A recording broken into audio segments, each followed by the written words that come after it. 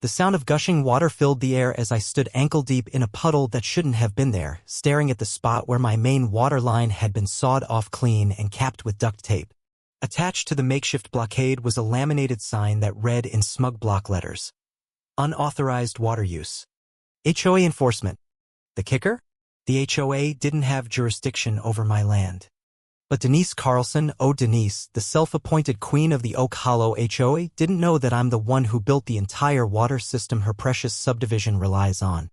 And with that one move, she had just made the biggest mistake of her meddling little life. It all started after I got back from a quiet 3-day fishing trip. I do that once a month, no cell service, no emails, just me, my rod, and the river. It clears my head. But the moment I returned to my ranch and tried to fill the dog bowls, I knew something was wrong. No pressure. I turned on the sink inside. Dry.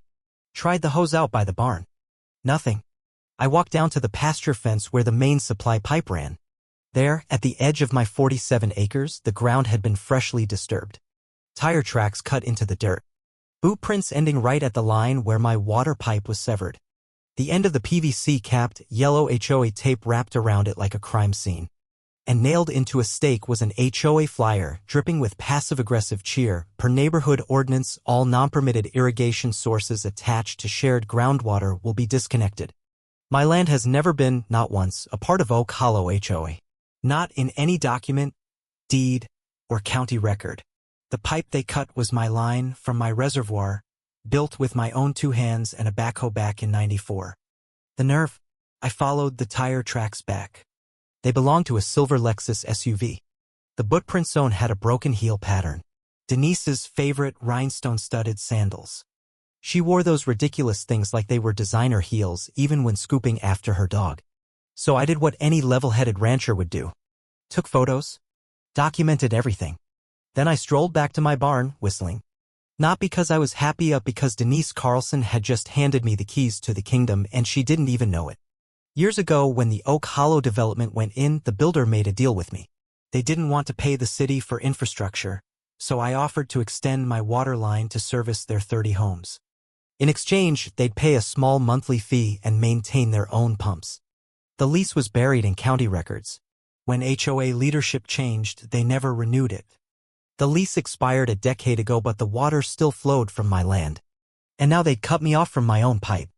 I went straight to the breaker box hidden behind the hay bales in the barn. 3 switches. Irrigation pump, pressure valve, and backup flow gate labeled in pencil. I flicked the backup gate off with 1 finger. Just like that, 29 homes, the clubhouse, and 2 decorative fountains went bone dry. It didn't take long for the fallout. By evening, I could hear Denise shouting from 4 properties away. Something about the Hendersons' pool draining mid-swim, the Sanchez twins clogging the toilet with too much cereal.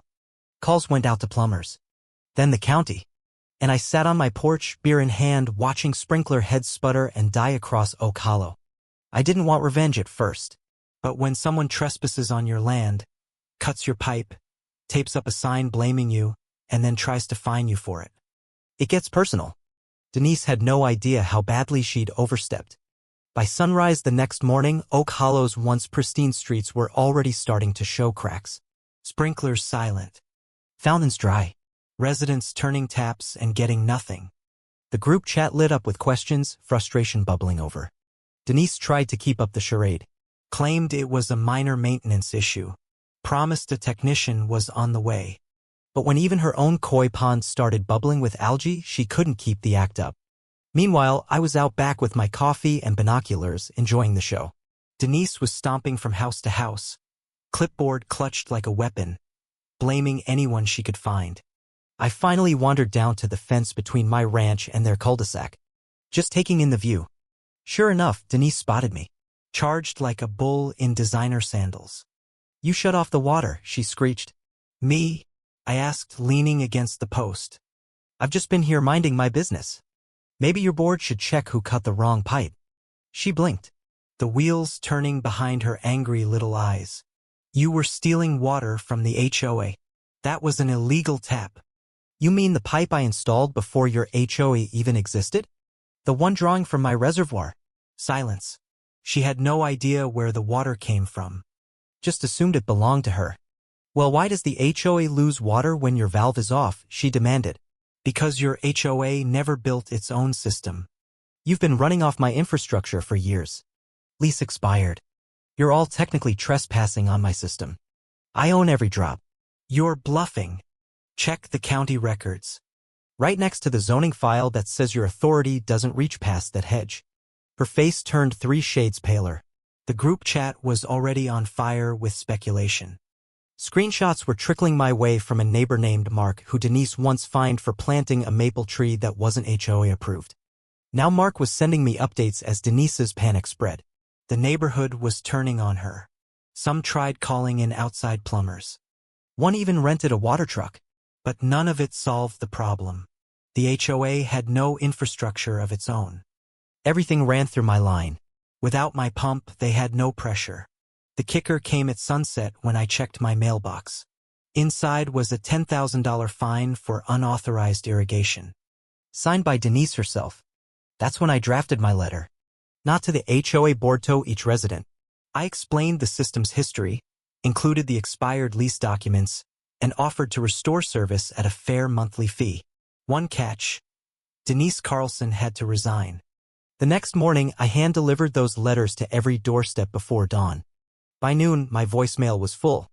Residents calling one by one, ready to sign the agreement. Tired of Denise's nonsense. Grateful for the offer. Denise panicked. Called an emergency HOA meeting. Tried to spin it as blackmail. But then Tran, a quiet retired attorney who lived on the corner, stood up. Confirmed everything I said. Backed it up with county records. Told the entire room that Denise might be guilty of vandalism for cutting my line. The mood shifted hard. The vote to remove Denise wasn't even close. Unanimous. Every hand went up. I wasn't there to gloat. I reminded them I just wanted to be left alone, but I wasn't going to give away my water for free anymore. They agreed. Signed the new deal. Service restored house by house. Denise's house stayed dry. Weeks went by. The lawns turned green again. The fountains came back to life. But Denise's house wilted into a dry, sun-baked patch of regret. Rumors swirled she was trying to sell, but no buyer wanted a house with no water and a scandal attached. When the movers finally came and hauled her things away, nobody waved goodbye. I replaced the sign on my gate with one that read, "Private land. Private water. Mutual respect required." Peace returned. Water flowed. And for the first time in a long while, Oak Hollow felt like a neighborhood again. Not because I fought to control it, but because I held the valve and the patience to let the truth do the work.